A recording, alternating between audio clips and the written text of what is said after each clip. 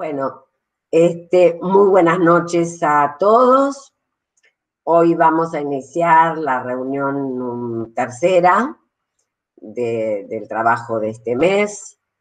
Es un mes en donde hemos hecho una apuesta muy especial, que es de la voz de la madre a la invención de una mujer.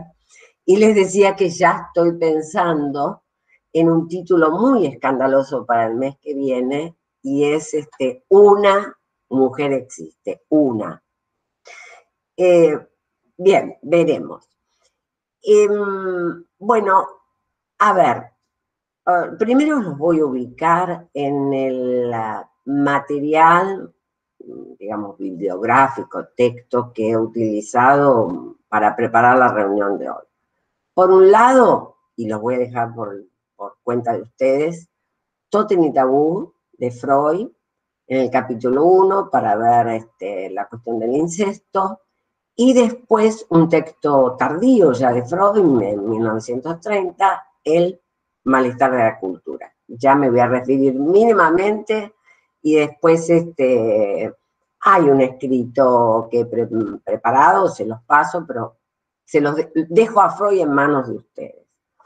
Después, por el otro lado, Lacan en el seminario 1, en el seminario 10, en el escrito de Ciencia y Verdad, que es de la misma época del seminario 10, y digamos que he tomado como algo así de sentirme asistida, un libro de Néstor Bernstein, digamos, alguien que aprecio mucho por su saber y su humildad, las dos cosas, que es El goce, un concepto lacaniano, que se los envié, un teórico de Diana Rabinovich, el teórico número 3, de cuando ella tenía escuela francesa en UBA y daba a ella los teóricos, y después el artículo que les pasé desde el inicio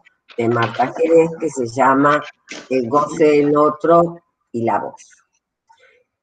Entre la reunión de hoy y el próximo lunes, trataré particularmente de articular dos temas que considero son de importancia superlativa para entender la cuestión de la madre como otro primordial, de su voz y las resonancias. Esos dos temas son el goce del otro y después las relaciones de exclusión e inclusión entre el goce y el cuerpo. Hoy me voy a referir al primer tema porque ustedes ya saben que me gusta andar tranquila. De eso se trata un seminario, de poder parar, ir despacio, leer lo que no hemos leído otras veces, en fin. No hace falta correr para cumplir un presupuesto horario, una bibliografía, etc. Respecto al goce del otro, que es una terminología lacaniana por excelencia, lo primero que vamos a considerar en esto de las terminologías lacanianas son dos nociones. Porque hay terminología, pero esa terminología siempre está referida a nociones o a conceptos. Una noción es el individuo, atiendan, individuo, no sujeto. El individuo es puro goce. Y la segunda, lo más íntimo, es el otro con mayúscula. Bueno, me trataré de ir explicando en lo posible. Son temas un poco arduos, pero bueno, hay que tratarlos. Son temas trillados desde algún lugar. Siempre se escucha hablar de estas cosas. Pero del otro lugar es como cuando a alguien le preguntan, bueno, ¿y qué es el gran otro? y no es tan fácil decirlo. Les decía que me había referido a Freud de entrada.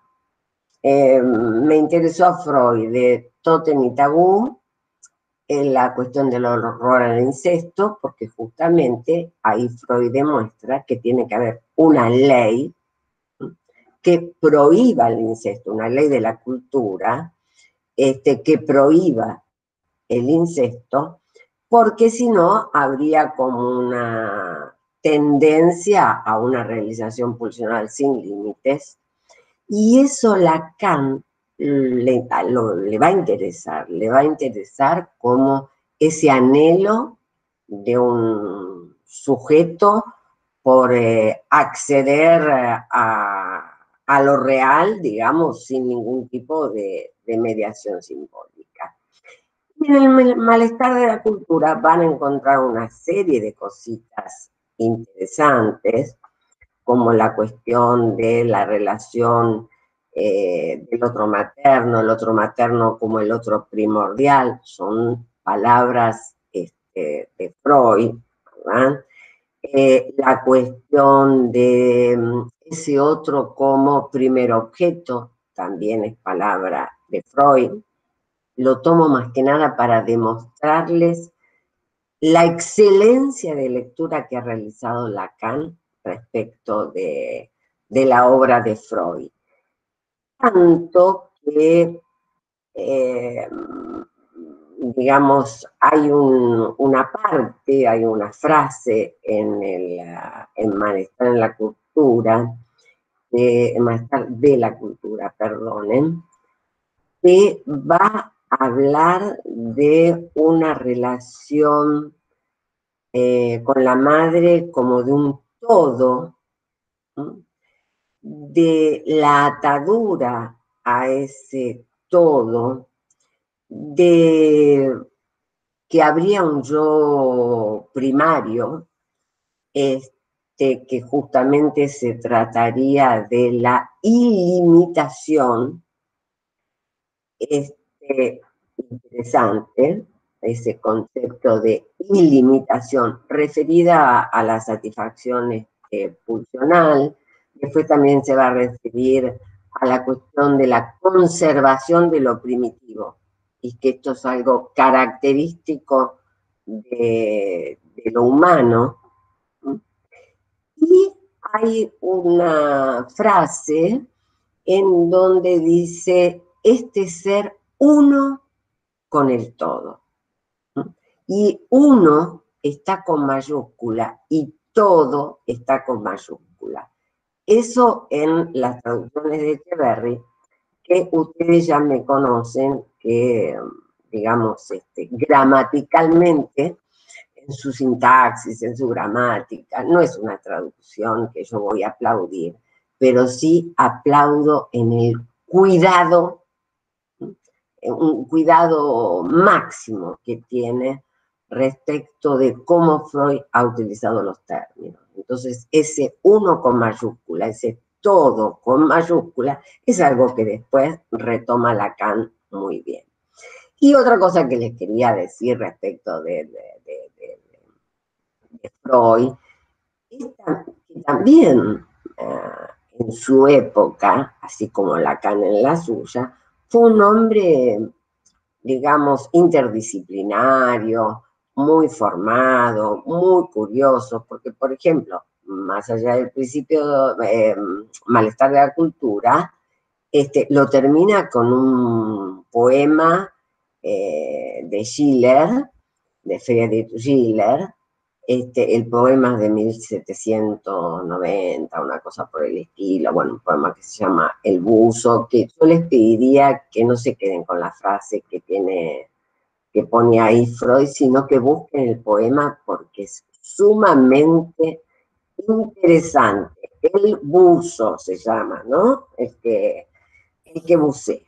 Bueno, ya los otros días hemos visto la cuestión de la Urbil del yo, de las relaciones del sujeto con su imagen y cómo eso está en relación al Urbil del yo.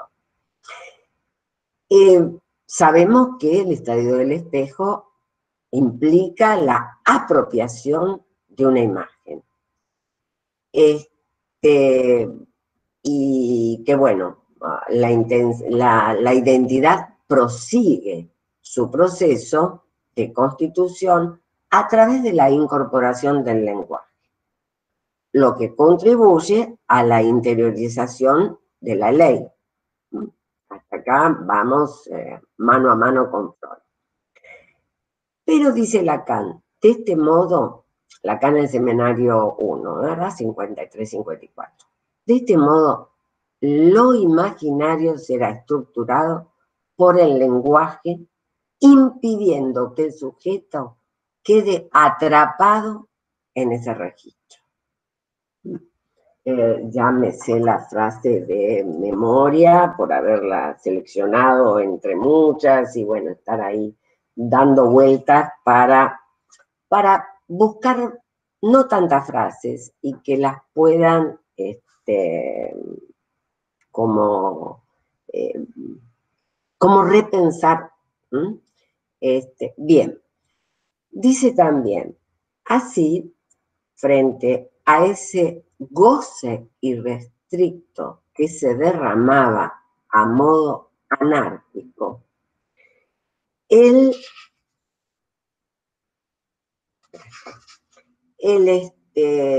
complejo de Edipo indicará el momento mediante el cual los objetos y los modos de satisfacción se determinan al hablante. Miren qué interesante versión del Edipo aparece acá en el seminario 1.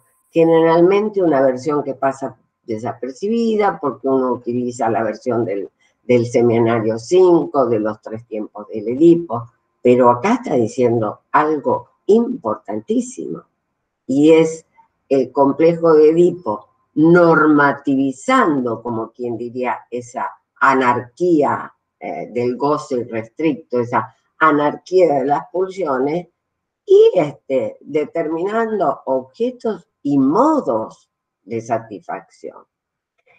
Va a decir, el Edipo viene, dejo ahí el señalador, el Edipo viene a mostrarle al niño que él no es todo para su madre, forjando la salida del estado de fusión inicial.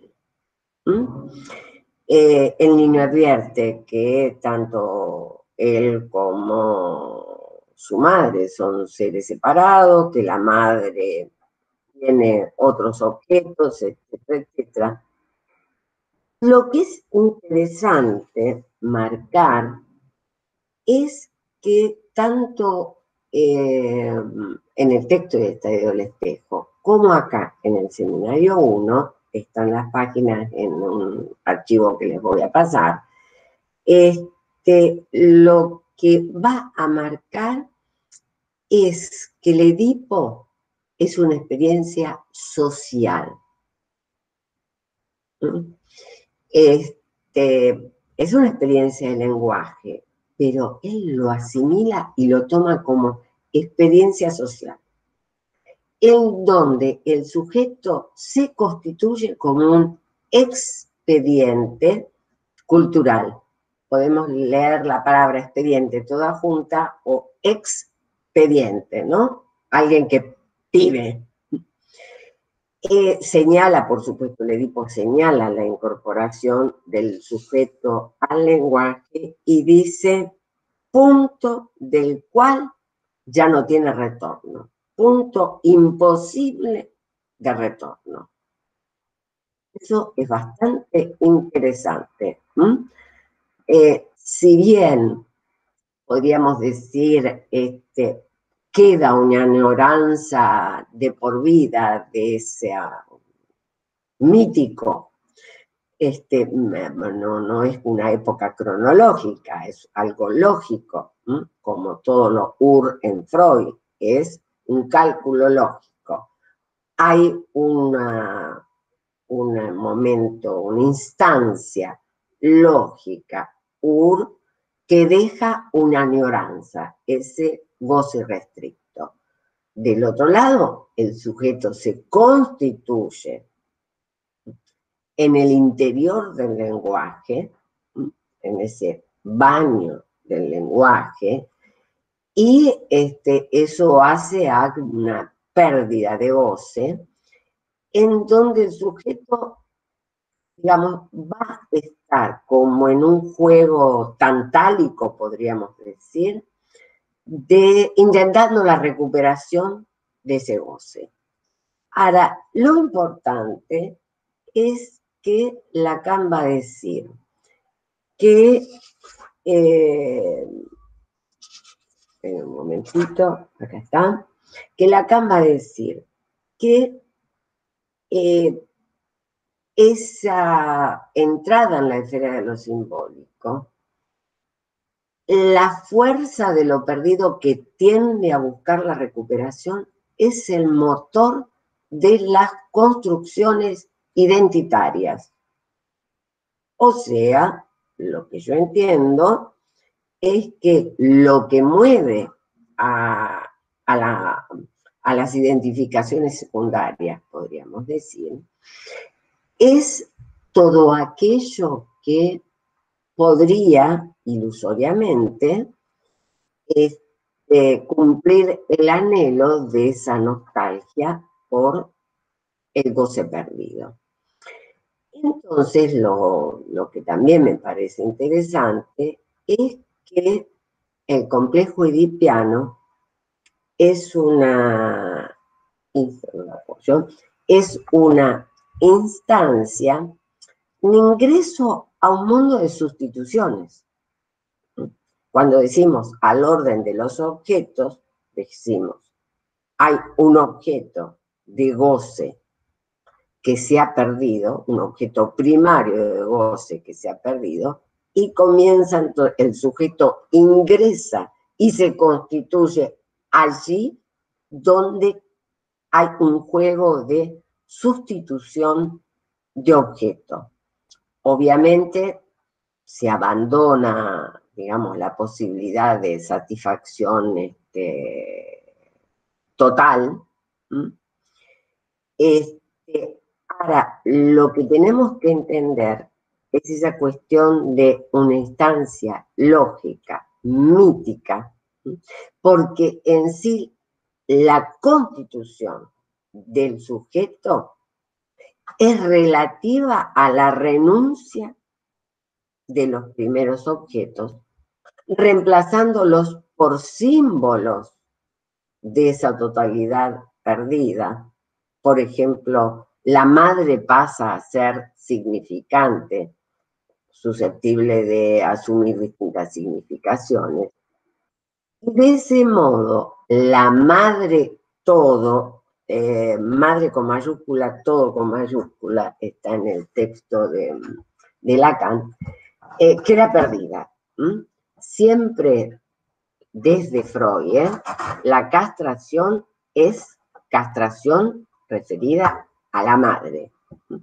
Entonces, esa madre todo queda absolutamente perdida. En este momento donde Lacan está teorizando esto, algo dice de lo real, una frase interesante. Dice, lo real es aquello que escapa a la simbolización, o sea, viene diciendo que esa madre de todo que queda perdida escapa a la simbolización y después agrega la frase, lo real es aquello que escapa a la simbolización. Es impensable, es irrepresentable.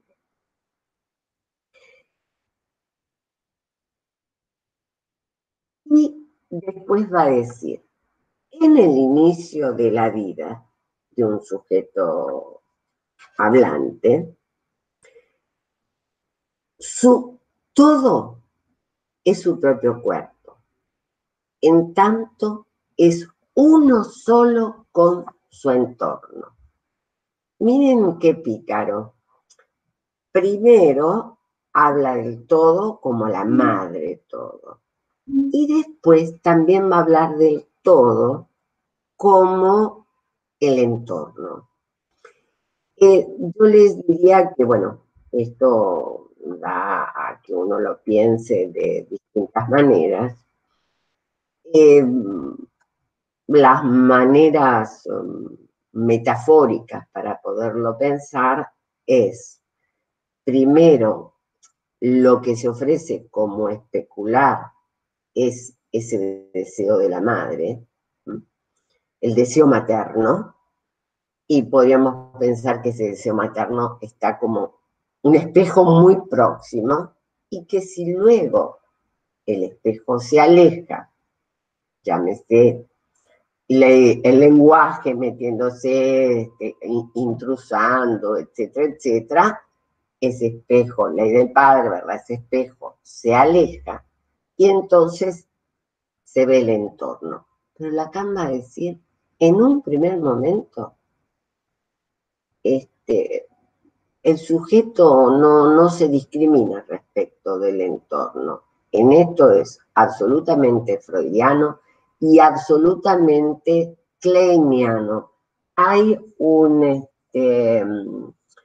una alusión, página 137 en adelante, la van a tener en el documento, una alusión al caso Deep de Melanie Klein, en donde sigue el caso con una exquisitez, bueno, brillante como es Lacan, y la distingue muchísimo a la señora Klein en su clínica.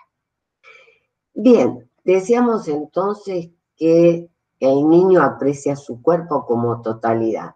Se percibe como una unidad, aunque sabemos que está fragmentado, pero él se percibe, de acuerdo al entorno, de acuerdo a esa relación dual, etcétera, como una unidad. Esta de pérdida, digamos, impone un goce que, perdón, esta situación no de pérdida, esta situación de partida, de sentirse como una unidad, impone un goce continuo. Tenemos que entender eso primero, después vamos a ver lo de la pérdida, pero primero tenemos que entender que esa relación de fusión con el medio, esa relación de fusión con el otro primordial, implica un goce continuo. Ese primer continente universal es la imagen del cuerpo de la madre. Imperio total de la primer realidad infantil. Acá sí coincide con Seminario 5. Pero recuerden entonces que hay un primer momento mítico, lógico, que está considerando Lacan, en donde el sujeto está fusionado con el cuerpo de la madre y que esa es la primer, lo que él va a tomar como la primer realidad infantil. Lo que necesito destacar de este capítulo 7 es lo que se refiere a introyección. En la página 133. Ay, ¿por qué? Porque se va a referir, por un lado, a la introyección de la palabra del otro. Eso no nos traería problema. Pero después dice que hay que distinguir la función del ego y la función del super-yo.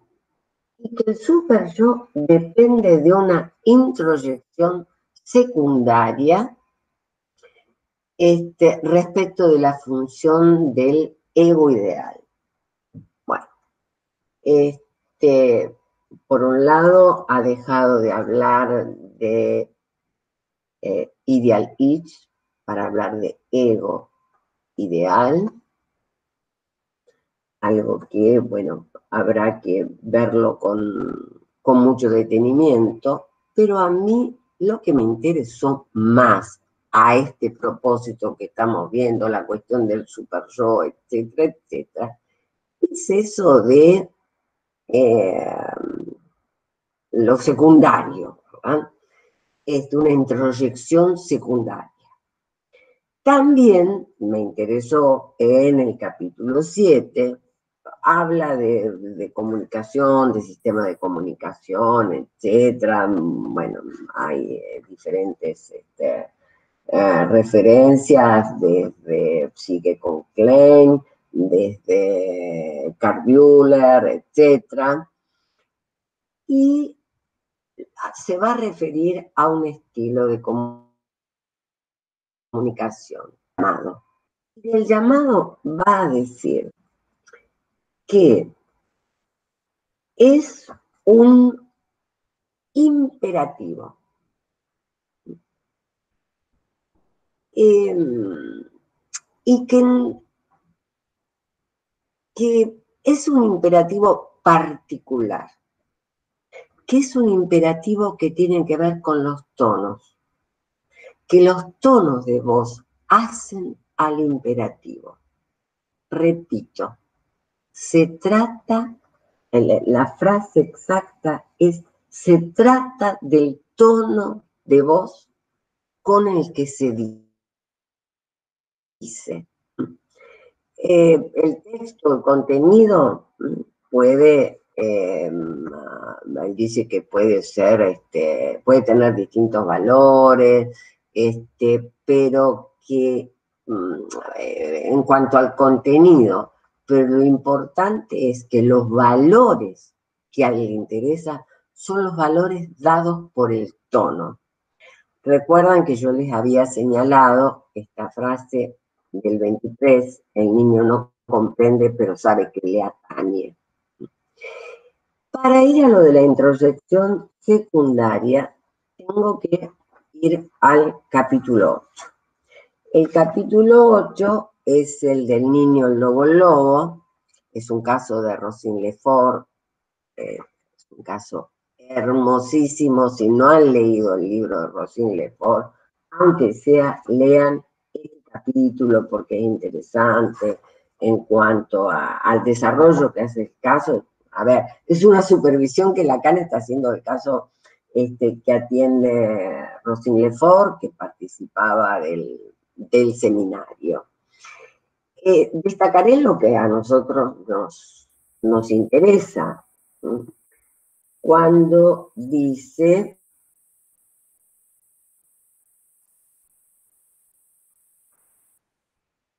es difícil efectuar estas distinciones a propósito de un fenómeno tan elemental. Pero, dice Lacan, yo quisiera llamarles la atención sobre la diferencia entre el superyo en el determinismo de la represión y el ideal del yo. El superyo es coercitivo, el ideal del yo exaltante. El superyo es un imperativo. O sea, ya sabemos de dónde sacó Marta su título del libro, el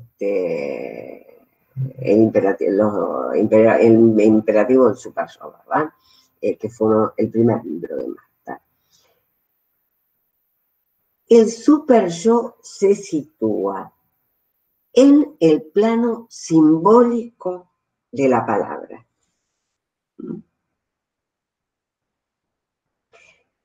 A diferencia del ideal del yo. El superyo es coherente con el registro y la noción de la ley. Y en el sentido contrario, su carácter insensato, voy leyendo lentamente porque esto tiene su vuelta. Por un lado, es un imperativo, deriva del plano simbólico de la palabra y es coherente con la ley. Pero, por otro lado, su carácter insensato, ciego, de puro imperativo, de simple tiranía, va a decir él. Y entonces él mismo se pregunta, ¿en qué dirección puede hacerse la síntesis de estas nociones? Por eso hablé de nociones, porque él mismo las está marcando como nociones. El superyo tiene la relación con la ley, pero es a la vez una ley insensata, que llega a ser el desconocimiento de la ley.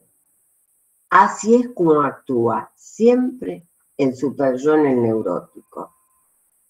¿No es debido, acaso, a que la moral del neurótico es una moral insensata, destructiva, puramente opresora, casi siempre antilegal, que fue necesario elaborar la función del superyo en el análisis? Bien, más allá de ser freudiano absoluto, ¿verdad? El superyo en ese juego de aludiendo a la moral, lo que hace es tapar un deseo antilegal, pero él es un imperativo antilegal. Bueno, ese juego que ya lo vio Freud. Lo que a mí me interesa también rescatar es esto de elaborar la función del superyo en el análisis. Si hay algo freudiano en Lacan, también es esta cuestión de remitir las nociones o los conceptos a la experiencia del análisis. Entonces él va a decir, el superyo es a la vez, es simultáneamente, perdón, la ley y su destrucción. En esto es la palabra misma, el mandamiento de la ley, puesto que queda solo su raíz. La totalidad de la ley queda reducida al tú debes. Ya no importa qué, tú debes. Es una palabra, va a decir acá, privada de todo sentido, pero es lo más devastador. Y entonces dice, refiere a lo más fascinante de las primitivas experiencias del sujeto.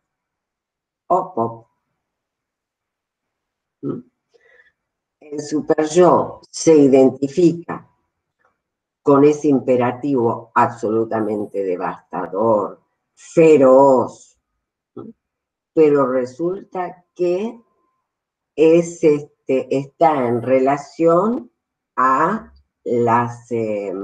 lo más fascinante, dice, de las primitivas experiencias del sujeto.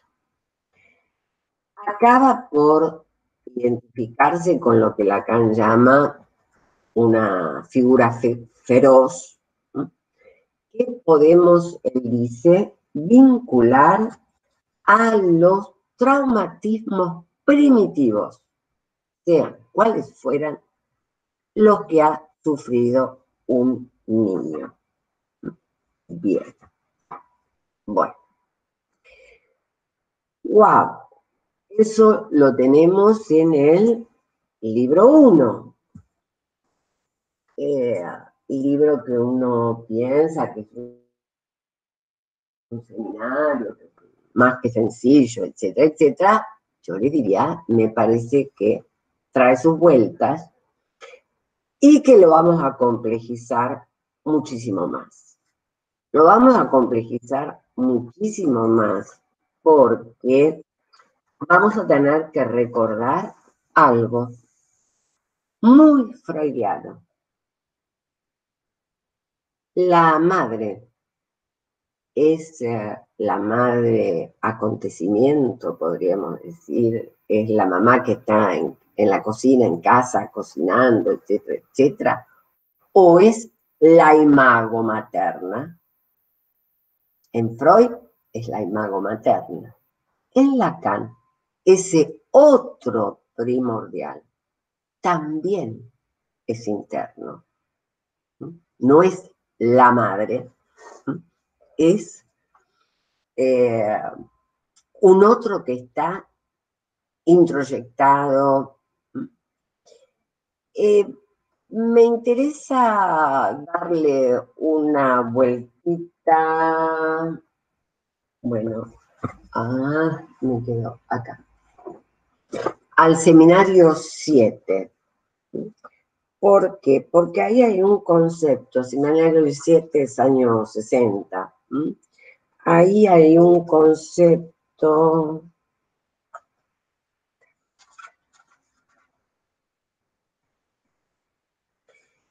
En el capítulo 11, ahí hay un concepto que es el de extremidad.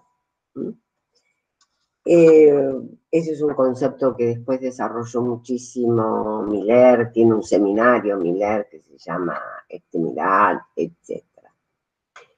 ¿Qué hace Lacan para referirse? Él inventa este concepto de extremidad. El término es de él, no lo he encontrado en Freud. Y lo arma para referirse a la cosa freudiana, a la VIN, como un puro real. Acaba de decir, anterior a toda simbolización y que permanece como una exterioridad íntima. Es un núcleo de imposibilidad, encerrada como una imposibilidad que está encerrada, como lo más íntimo. No obstante, es lo más inaccesible al sujeto. Designa entonces, podríamos decir, aludiendo a Dasein, es un concepto que ustedes lo pueden rastrear en el proyecto, son unos conceptos más, más originarios de la obra freudiana. Dasein es ese punto de agujero de representación. Dasein tiene un núcleo vacío en contenido, dice Freud. De Dasein sabemos por los atributos del Dasein, atributos que están ordenados por lo óptico, bueno, ¿se acuerdan? Atributos que pueden ser distintos tipos de sensaciones, va a decir Freud, ordenadas por lo óptico. Y desde el punto de lo óptico, después puede enlazar con la representación palabra. Bien, pero entonces si desde Lacan, seminario 7, nos preguntamos por qué es Dasein, vamos a decir, es lo real en lo simbólico. Es una exterioridad íntima, porque en la máxima intimidad, el Kern und seres Wesen freudiano, en esa máxima intimidad hay algo que funciona como si fuera éxtimo, la palabra es excelente, es un neologismo lacaniano, ¿verdad? Como si fuera exterior, porque es un punto de oscuridad en lo interior. Bien, esto de oscuridad en lo interior lo digo a propósito. En el mismo año que está trabajando este seminario, y esto es un ejercicio que les recomiendo mucho a ustedes, un ejercicio que hago yo, es buscar qué escritos ha realizado. Los escritos siempre son presentaciones en congreso y demás. Bueno, ¿qué escrito ha realizado en ese año? Buscar las referencias y demás. Bueno. Hay una frase en Ciencia y Verdad, escritos dos veces, saben que estoy leyendo un texto de Lacan nuevo, así que para mí es Lacan nuevo. Bueno, para mí Lacan es absolutamente siempre joven, como puse los otros días en Facebook. La frase dice: el sujeto está, si puede decirse, en exclusión interna de su objeto. Es un sujeto no saturado, va a decir, luego de referirse a, bueno, a Lévi-Strauss, etcétera, etcétera, ¿no? Va a decir, es un sujeto no saturado, pero calculable. Y después va a darnos un dato precioso. Creo que es el dato más clínico y más freudiano que nos puede dar del objeto A. Lo que va a decir es que el objeto A debe insertarse en la división del sujeto por donde se estructura. ¿Dónde se estructura el sujeto? A ver, ¿cuál es la estructura del sujeto? ¿Dónde Freud vio la estructura del sujeto? En la Spaltung.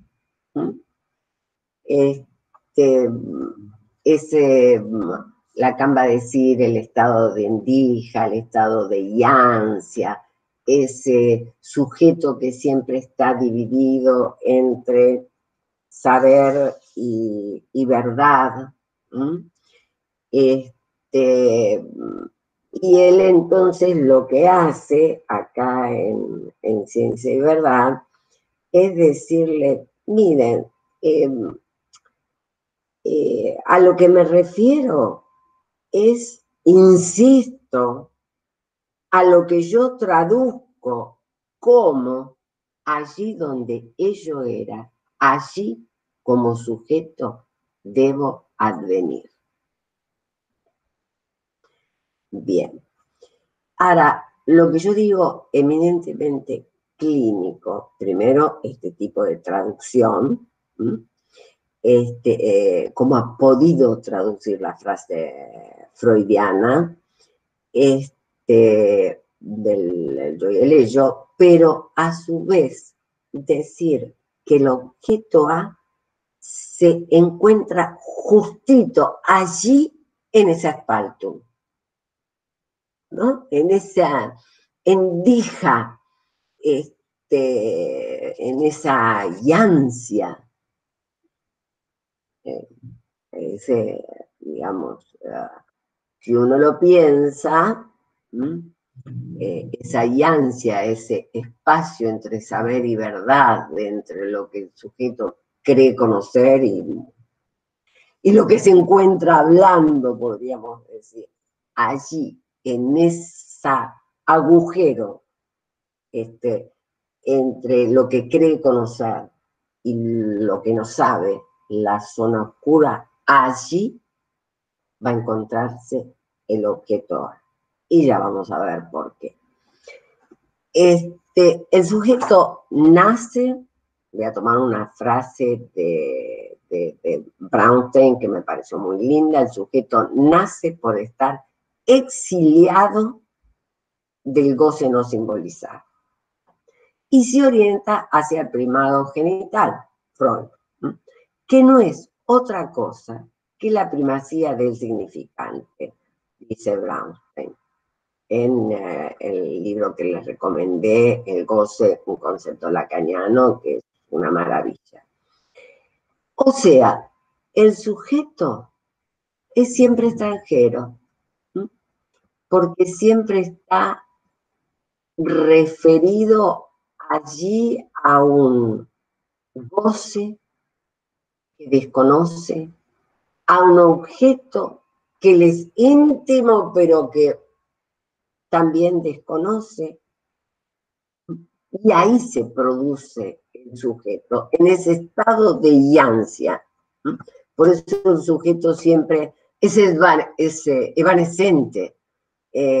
Por eso el sujeto es del orden de lo no realizado, no es del orden ni del ser ni del no ser, sino de lo no realizado. En el seminario 11, vean ustedes que él dice que el sujeto es de lo no nato, de lo discontinuo, aparece, fugaz, desaparece, y de lo no nato, de lo no nacido. Bien, vamos un poquito más y vamos a Lacan del 66, 66, 67, del Lacan que habla del fantasma, del petitá. Es el seminario de la lógica del fantasma que lamentablemente no lo han editado. Yo les recomiendo mucho utilizar para esto las versiones que tiene Escuela Freudiana. Allí va a hablar Lacan de que, de esa falta de goce que constituye al sujeto. El sujeto le echa la culpa al otro, le echa la culpa al gran otro. Y Brown te dice, sí, pero ese gran otro siempre es encarnado en algún pequeño otro. O sea, se hace como el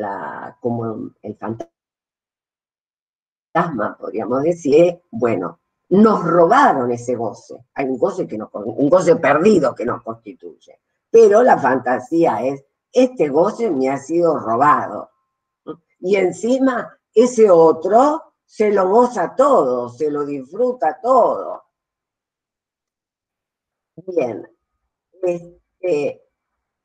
Ahora, ¿qué es lo que dice Lacan en este seminario?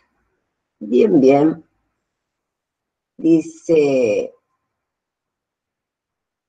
no queda más que asumir la imposibilidad de una disfrute todo. Es por ello que el otro evidencia nuestra más profunda división. El otro, el gran otro, ¿verdad? Es evidencia de nuestra división, de lo que nos excede. Y entonces dice, el otro es el otro dentro de uno mismo. Por eso yo les recordaba el concepto de imago de Freud. Sabemos que Freud no se refería a la figura de los padres como padres de la realidad, sino a imagos, a fantasías, a padres objetos internos. Lo mismo Melanie Klein, etcétera.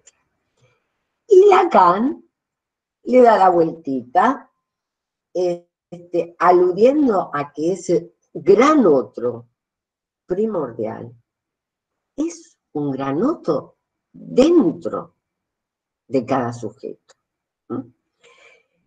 El soporte de los fantasmas se funda en la promesa de que ese goce que se perdió se puede recuperar, ¿verdad?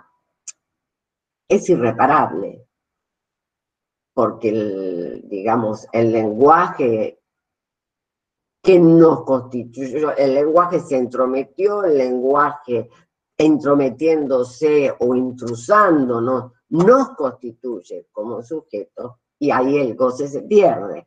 Pero siempre aparecen fantasmas.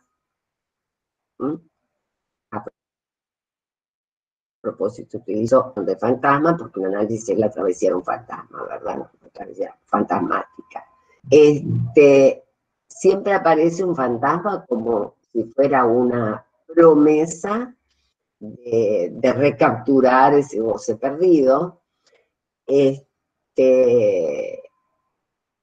Hay una suerte de satisfacción que se insinúa en el fantasma. Y por eso la fórmula del fantasma lacaniano es sujeto, losange a sujeto, incluido, excluido en el petit a. El petit a, ese resto, ya vamos a ir al seminario de la angustia. Ahora, lo que tenemos que saber es que la fórmula del fantasma hace lazo, hace conexión entre ese sujeto constituido con un goce interdicto y, podríamos decir, esa otra cosa, ese resto. Freud en el proyecto también habla de resto. Ese resto que Lacan va a denominar objeto A. El fantasma representa la relación a la falta, obviamente.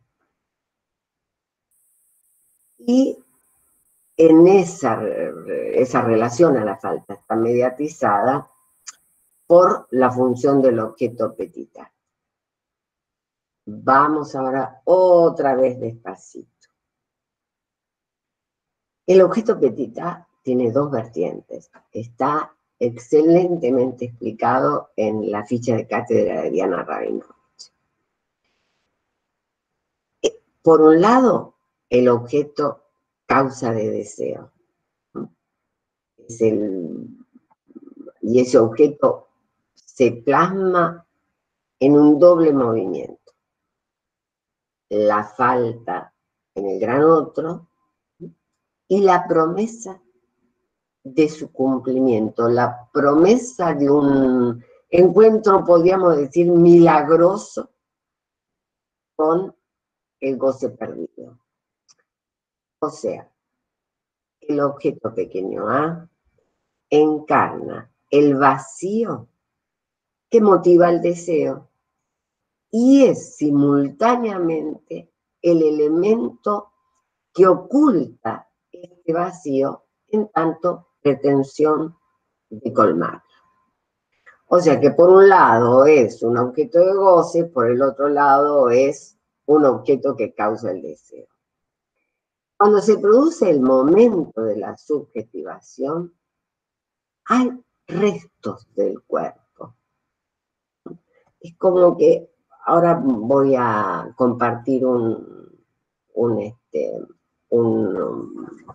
mini esquema que hace Lacan en el seminario 10 para hablar de la mini esquema, es el primer esquema de la división del sujeto. Lo importante a entender es que cuando se produce el momento de subjetivación es como que se desprenden restos. El lenguaje el lenguaje intrusa, baña al sujeto. ¿Sí? Hay distintas metáforas que ha utilizado Lacan para esto, pero siempre no lo puede tomar todo, no lo puede abarcar todo.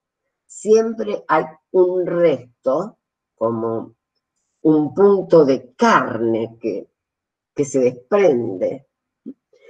Y eso, Lacan dice, es del orden de lo real, eso no es simbolizado, eso condensa goce, pero a su vez motoriza el deseo.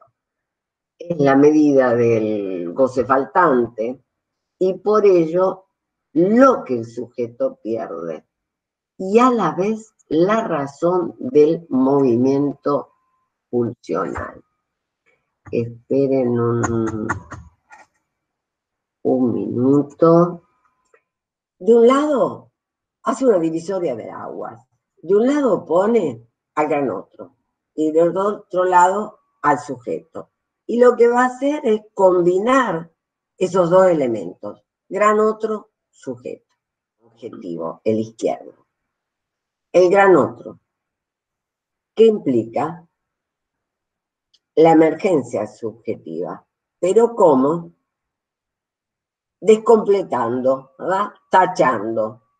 ¿Sí? El lenguaje mortifica la cosa, el lenguaje mortifica la carne. ¿No? Va a caer un resto de carne, podríamos decirlo así en forma brutal. El lenguaje mortifica el cuerpo. El esquema lambda, Lacan refiere a la carne, ¿verdad? Pero el lenguaje mortifica al cuerpo. Allí le produce una falta, porque lo equivoca, porque va a equivocar los objetos de la satisfacción. Va a comenzar a haber objetos sustitutivos, de ahí toda la sustitución de la ecuación fálica, ¿verdad? El seno, las heces, etc. Ecuación, porque todos esos objetos se mantienen, y el sujeto puede equivocarse entre ellos. Entonces, es un sujeto escindido por el gran otro, escindido por el lenguaje, y como resto de esa operación, ese petit a, que va a llamar Lacan, ese resto, que bueno, son los objetos de la pulsión.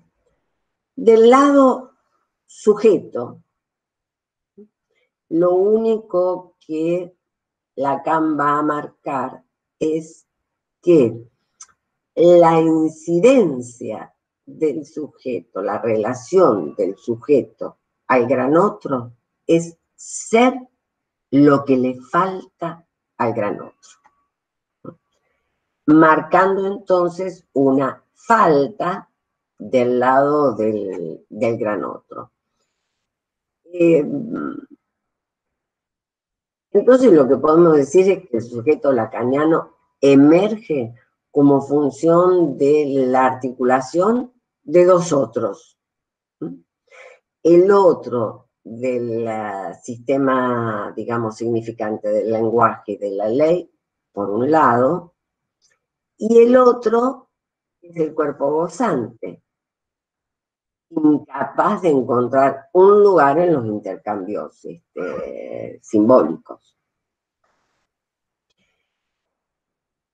En otros términos, vamos a darle otra vueltita. El sujeto queda escindido entre el otro, que es su propio cuerpo, en tanto sostiene exigencias prohibidas de goce, y el otro, que representa el lenguaje, que exige renunciar al goce. Ya podés sacar la imagen. Del otro originario, llamado por Lacan goce del ser o goce del otro, queda la nostalgia por su pérdida. Hay toda una disquisición que hace Bernstein de diferenciar el goce del ser y el goce del otro, pero que él mismo dice que es una disquisición hecha por él, que no es, eso no es una producción de Lacan, es una interpretación que él hace de esta cuestión del goce del ser. Para el texto de Lacan, goce del ser y goce del otro van como si no. Bien. Por lo tanto, podríamos decir, se pueden diferenciar dos tipos de goce del otro. Despacito acá, por un lado, el goce del cuerpo presimbólico, pleno, extirpado durante el proceso de intromisión del lenguaje. Y por el otro lado, un goce fantasmático, que se asienta en la promesa imaginaria de recuperar nuestro goce perdido, imposible. Imaginario, pero bueno, vean la importancia de lo imaginario. Es por ello que el otro, gran otro, evidencia nuestra más profunda división.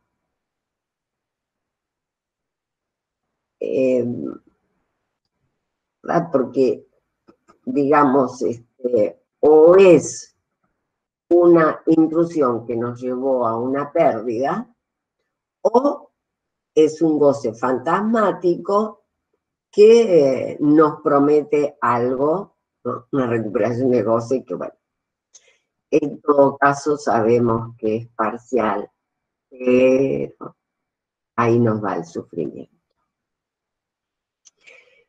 Y es por eso que en el seminario 11 va a decir, ahora, en el seminario 11 Lacan va a decir, bueno, los analistas sabemos que hay una manera más directa de lograr la satisfacción, no a través de una lógica fantasmática que nos lleva al sufrimiento.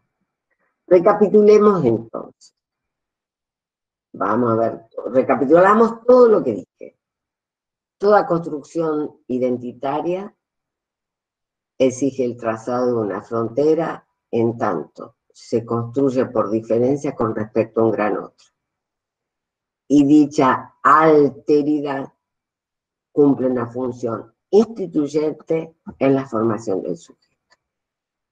2.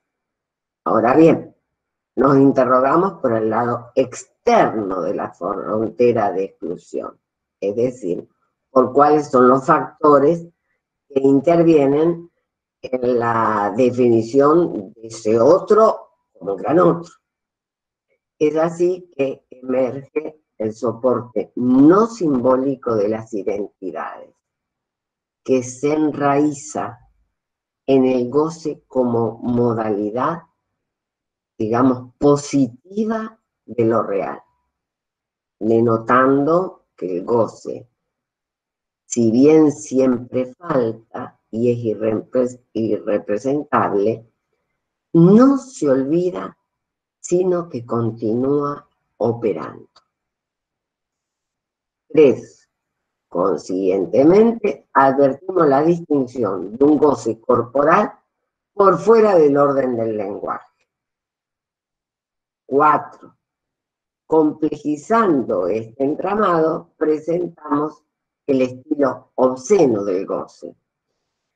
En tanto, podríamos decir, lo que estimula el deseo, presentándose como promesa de recuperar el goce faltante.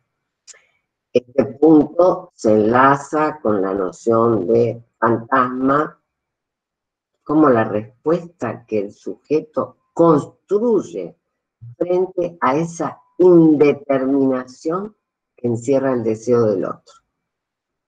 Entonces, el otro no es más que el otro en nuestro interior, manifestación de la escisión que nos posiciona como sujetos divididos, barrados, tachados, por la existencia del inconsciente, a la vez que nos muestra el carácter constitutivo, estructural, inherente a la subjetivación.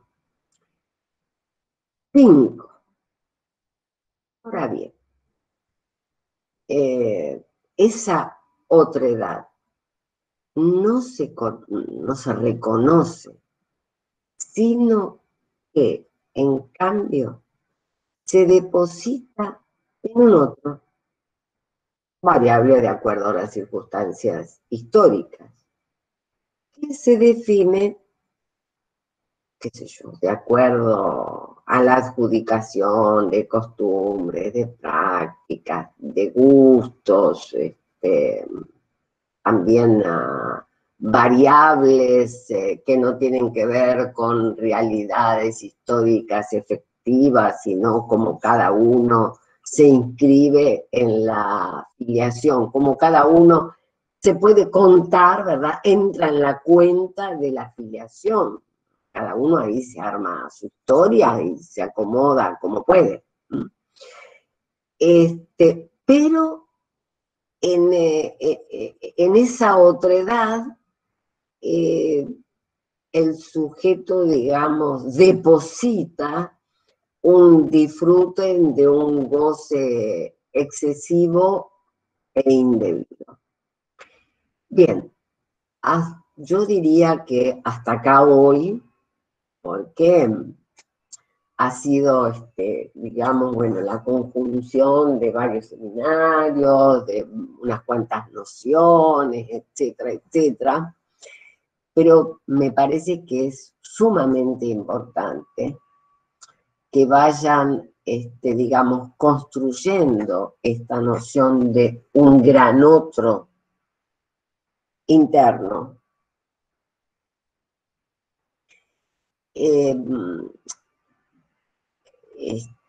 Ese otro primordial interno, como interno. Bien, se abre a comentarios.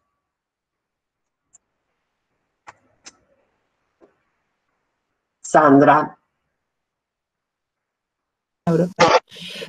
Hay algo que dentro de todo lo que ibas explicando, me quedé con lo del goce por fuera de lo simbólico, que hay un resto que queda. Yo pensaba si eso no es, cuando es en demasía, algo que explica las enfermedades, incluso puntualmente las psicosomáticas, ¿no? Exactamente, sí. Explica las enfermedades, las que toman el cuerpo, las de la histeria. Y principalmente las psicosomáticas, porque la psicosomática es el significante encarnado. Está bien, esto me parecía que había algo de eso. El significante hace holofrase con el cuerpo, no aparece el S2, el S1 se encarna en el cuerpo. Sí. Y por otro lado, la otra pregunta enlazada en lo mismo, si esa promesa de goce no es la ansia que da lugar a la motorización del deseo. Sí, señora. Bueno, sí. Está. De ahí que, a ver, en un análisis hay una travesía del fantasma y podríamos utilizar una metáfora de Miller. Hay que atravesar el fantasma, pero cuidado no tocar la calavera. Es bordeando. Porque ahí, si vamos ahí, provocamos la hecatombe. No sé. Bordeando, claro. Lo bordeás, vos lo bordás. De ir tejiendo, claro, de ir tejiendo cada vez más enlaces que arman ese gran otro interno, ¿no? Exactamente. Sí. Bien, está muy bueno. Y que, ¿cómo te puedo decir? Pierdan la travesía del fantasma, esos significantes cargados de goce, significantes de objetos sí, más mortíferos, que son mortíferos, cargados de pierdan fuerza. Claro. Sí. Del duelo de esa pérdida, de ese supuesto otro primordial que se lo goza todo, claro, y que nosotros podríamos recuperar. El trabajo de Alicia Subel, que no lo pude encontrar. Alicia es alguien que yo distingo muchísimo. Un trabajo sobre, también sobre fantasmas, algo así, fue en un congreso, en donde ella lo que habla es de que si si el trabajo del análisis lleva a un vaciamiento fantasmático, lo que es como un nihilismo, y que se puede caer en una melancolía, en una melancolización del sujeto, ¿no? Y ella lo que dice es, no mandemos a nuestros analizantes al suicidio. Alarma mucho que en las sesiones, a ver, yo siempre digo, el final del análisis es un tramo lógicamente corto, pero los tiempos lógicos, estamos hablando de tiempos lógicos, ¿verdad? De rectificación subjetiva, de desarrollo de la transferencia, no solamente de la transferencia del supuesto saber del lado del analista, el sujeto supuesto saber del lado del analizante, y entonces la transferencia del analizante al trabajo analítico. Eso lleva muchísimo trabajo. Y eso no es cuestión de una sesión de 7 minutos, una interpretación sobre el objeto y a la calle, porque te mandaron a la calle, como quien diría, culo para arriba. O sea, como quien diría, con el escíbalo colorado, por así decir. Y no, a ver, yo siempre digo que esta cuestión, hay muchas cosas del trabajo de una cuestión preliminar que hay que pensar para la neurosis también. Desde el no retroceder, por supuesto, pero también esta cuestión de no llevar al sujeto al borde, porque se puede precipitar al vacío. Amelia. ¿Sí? Bueno, un placer escucharte, ¿no? En este recorrido que hiciste de conceptos tan importantes, ¿no? Y se me ocurrieron dos cuestiones en base a lo que expusiste y a esto que estás por ahí conversando con todos nosotros, pero con las preguntas de Sandra, creo que es, perdón, no veo bien en la pantalla. Sandra, sí, Sandra, hola Sandra. Pensaba dos cuestiones, ¿no? Esto de las intervenciones, sobre todo en la adolescencia, ¿no? Cuando se está estructurando toda esta cuestión fantasmática. Y me acordaba de la conferencia de Marta, que la pude escuchar el otro día, donde ella hablaba de esto, de encontrar de dónde tirar de la cola, ¿no? Y en adolescentes, lo pensaba mucho el otro día, es tan difícil, ¿no? Dirigido a alguien saliendo de su casa, ¿verdad? Porque si es la fantasía nada más, puede caer como en una cuestión autoerótica. Pero si es un relato dirigido a otros, dirigido a vos, eso es muy importante, porque adquiere un plano simbólico, una libido objetal, entonces hace el bucle de la libido, y la estás, digamos, entre comillas, sacando de la casa. Sí. Ella se puede pensar por fuera de la casa, se puede escuchar hablando está fuera de la casa. Señores, la deben esperar afuera. Ellos verán si se mueren de frío en la puerta o si esperan adentro del auto, si se va a una confitería y después vuelve, lo que quieran. Pero en eso lo tenés que poner como condición, sí, en el sentido de para que ellos colaboren con el tratamiento y hablen sobre su hija, sobre cómo la ven, qué es lo que hacen en la casa, ¿verdad? Que ellos hablen para que no me pidan a mí que yo haga una devolución como hacen los psicólogos. No, yo no tomé un psicodiagnóstico y voy a hacer una devolución. No tengo por qué hablar de la hija. Y eso también lo encuadro, ¿eh? No. Niños, yo te diría que de los 7 años en adelante, más o menos, y adolescentes mucho más,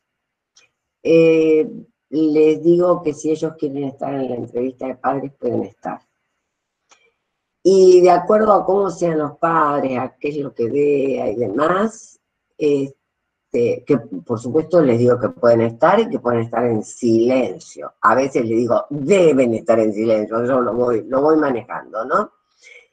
Y a veces le digo que sí, que tienen que estar, que tal día vienen sus padres y que tienen que estar para escuchar, que tienen que estar presentes. ¿Por qué? Porque hay que evitar al máximo que cuando al padre, madre, entiendan los padres, se enojan por cualquier cosa porque el hijo no está en el lugar del ideal que ellos quieren, dice, ¿por qué tu psicóloga? Y nos hacen decir cualquier cosa, la transferencia con el paciente, con el analizante. Y no hay derecho a arruinar un trabajo que nosotros sabemos lo que es nuestro trabajo. Entonces, yo ahí tomo el toro por las astas, porque tantas veces me han sacudido. Yo comencé trabajando niños, y tantas veces, niños y psicóticos, las dos cosas, tantas veces me han sacudido. Freud lo dijo respecto de la familia, que es muy difícil. Pero, a ver, son cuestiones técnicas. Con la técnica lo que hay que hacer es el instrumento que tiene que caer bien a la mano. Cada uno tiene que ver de acuerdo a la situación, no puede haber universales, etcétera, de acuerdo a la visión subjetiva, allí donde también nos construimos como sujetos. O sea, nos construimos como sujetos haciendo esa construcción del gran otro. Gracias, Amelia. A propósito de esto último que mencionan ustedes, Amelia, el otro no es más que el otro en el interior, estaba tratando de escribir algo sencillo para tratar de cogerlo desmenuzado un poco, y me lo pienso como, claro, los efectos de ese otro primordial, como lenguaje, los efectos del corte que hace el lenguaje en mí, en ese infante, y como efectos el advenimiento y construcción de esa dimensión que va a ser ese gran otro, pero para ese sujeto, ¿sí? Sí, señor, sí. Sí. Es así. Y como me estoy pensando, Amelia, como esos efectos tal vez incorporales, lo incorporal del lenguaje. Es lo incorporal del lenguaje. Sí. Okay.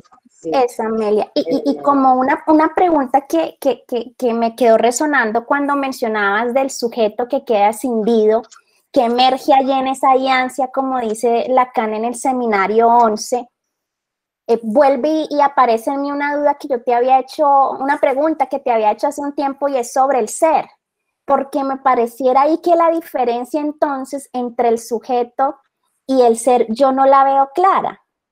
Porque entiende un poco el ser, también un poco como del orden de lo evanescente, de lo fugaz. Entonces ahí vuelvo y me encuentro con una disyuntiva respecto de la diferencia entre ser, carencia, ser como carencia, y sujeto. Bien. Yo lo que te diría es, la categoría ser es una categoría filosófica. Y trabajada por Lacan como filosófica, y la categoría sujetos, bien también, a ver, de la sociología, el derecho, etcétera, ¿no? Pero bueno, el sujeto de un inconsciente es una categoría psicoanalítica.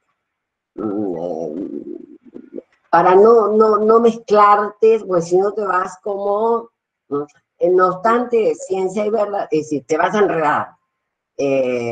Sí. Sí, Amelia, me quedé con la última frase que comentaste, y de inmediato me vino a la mente el caso de los analizantes que han podido hacer un final de análisis, esta construcción de un gran otro primordial interno, ¿no? Pero como ese gran otro se encarna en cualquier otro pequeño, como lo mencionaba Brausen y tú lo retomas, pues entonces el sujeto va a buscar sus respuestas dirigiéndose a parteneres, a pares, en fin, y allí se va a topar con muros, porque no hay ningún otro que le pueda dar respuesta satisfactoria a eso que en todo caso sería qué me quiere el otro. Entonces, que al sujeto le toca construir y deconstruir su propia relación con este otro incorporizado. Porque no es que esté, a pesar de este encuentro con la cultura, el lenguaje, lo simbólico, no es que ni siquiera esté en algún lado esa respuesta, ¿no? ¿Qué me quiere el otro? Esa será su propia construcción, que de algún modo, si bien le va, podrá saber que el otro no quiere nada de él en concreto, ¿no? Justo por eso puede tacharlo, tachar este gran otro, porque no existe allí para demandarle algo en concreto. Y sin embargo, esto no evitará el deseo por hacer lazo, ¿no? Con ese otro, el sujeto le supone algo, le supone un deseo, y desde allí es que hay una invención permanente en cada vínculo. Bien. ¿Se dará o no se dará? No, ahí está. Hay una invención permanente en cada sujeto. De eso se trata un final de análisis, de que pueda, ¿no? Se habla, a ver, como algo así como, bueno, el final de análisis, lo que yo diría es, bien, se llega a un punto en donde uno sabe que no hay significante que diga de uno en el campo del otro, ¿verdad? El otro no tiene nada que me asegure el goce. A partir de allí es que puede advenir la posibilidad de una invención. Exacto, el nombre propio. Sí, el nombre propio. ¿Qué tiene que ver con responsabilizarse con el propio goce, respecto al propio goce? Porque no vamos a quedar por fuera del goce. Sí. Pero, claro, ahora, implica todo un trabajo de duelo, pero también implica un trabajo de duelo, pero no de melancolización, sino al contrario, un trabajo de pacificación que tiene que llevar a un bienestar. ¿Por qué? Porque si a ese otro yo le supongo un goce, que se goza, lo que yo no, a mí me lo prohibieron y el otro lo está gozando, y entonces reparto odios por todos lados, y la pendulación imaginaria va y viene, y hoy en día estamos con toda esta alteración discursiva que trae el capitalismo, estamos a la orden del día con la pendulación imaginaria. Bien, creo que, digamos, al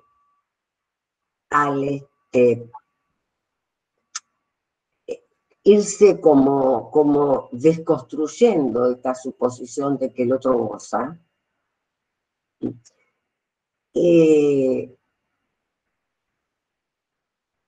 el odio y la ignorancia como pasiones del ser se calman, por así decir. Respecto de lo de Carol, entré a manotear en el cajón del escritorio para buscar una miren de tijerita, pero bueno, es la que encontré allí. Bien. Carol, vamos con la topología a ayudarnos un poquitito. Ese sujeto mítico es un sujeto continuo. Así. El sujeto, digamos, intrusado por el lenguaje, que el lenguaje le hace un corte, hace esto, corte y torsión. Cabo Romeo, en donde no tiene ni lado externo, ni lado interno, ni exterior, ni interior. Puedes jugar con tus sobrinos y la pegás acá y decís, ¿qué pasa si corto por la mitad? Y te van a decir, se va a dividir en dos. No, señor, se forma una más larga, ¿verdad? ¿Y qué pasa si la vuelvo a cortar? Y ahí se forman los tres redondeles. Bien, es decir, hay algo total, esa topología nos muestra la cuestión del totalmente perdido. Es decir, es un corte y torsión. O algo que en todo caso la clínica, que es la clínica del fantasma, no, la clínica del fantasma, que es la clínica de la pulsión. Por eso hice ese recorrido con ideas, ¿no? La clínica del fantasma es la clínica de nuestra relación con qué tipo de objetos, con los objetos pulsionales. Bien. Ahora, esa clínica tiene que ir desconstruyendo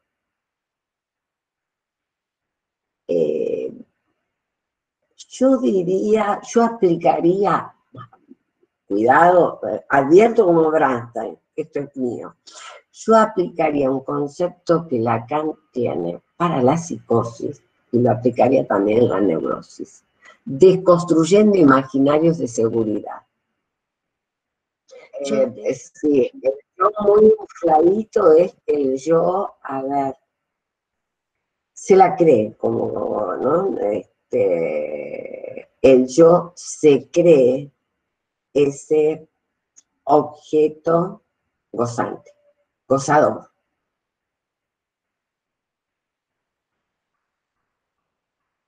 Está infatuado. El objeto, un yo que se la goza todo, como dicen los chicos, se la goza, se la goza. Bien, es la construcción del ídolo humano. Algo que trabaja muy bien Recalcati, por ejemplo, respecto de las... trabaja muy bien Recalcati, a ver, lo de infatuación está en el trabajo de causalidad psíquica, Ahí Lacan comienza a hablar sobre la infatuación del yo.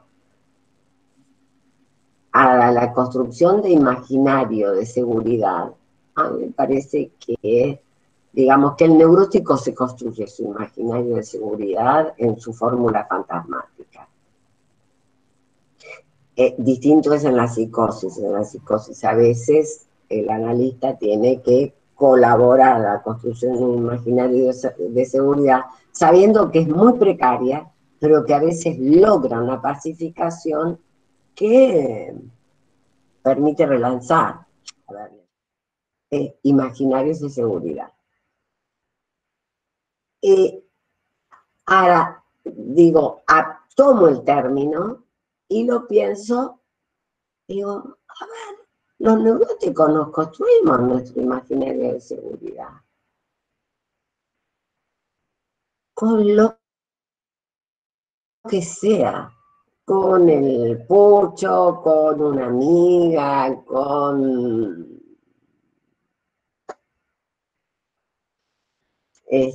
un deporte, a ver,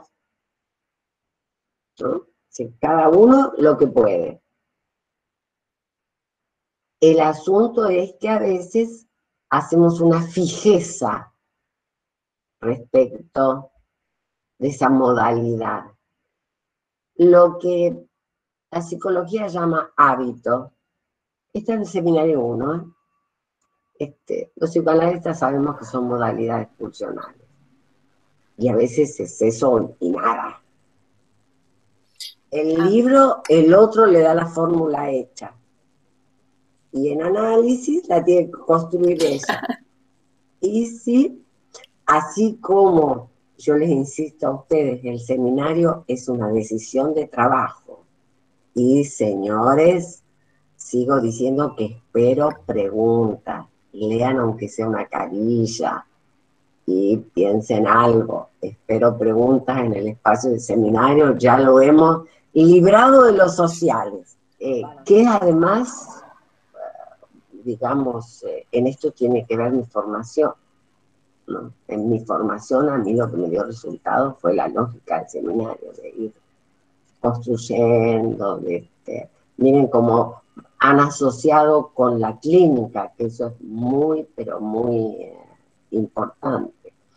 Veo, no la había visto, veo que está Evelyn Braga Nogueira. ¿Me escuchás, Evelyn? Hola, Amelia. ¡Hola! ¡Qué alegría! ¿Cómo va? Estoy Bien. desde el Bueno, contigo. vamos a terminar la reunión de hoy con un gran aplauso para Evelyn y un abrazo inmenso. Evelyn ha vuelto a ser abuela. Listo mismo. Una niña divina. Muchísimas gracias. Muy linda, hermosa la foto. Gracias. Y Inés tiene sus nietos mellizos que han cumplido 1 año. Sí, el 10. Muy lindo. Qué lindo. Muy lindos, muy lindos. De verdad, muy lindos. Evelyn, felicidades. Sí, porque ser abuela es muy lindo.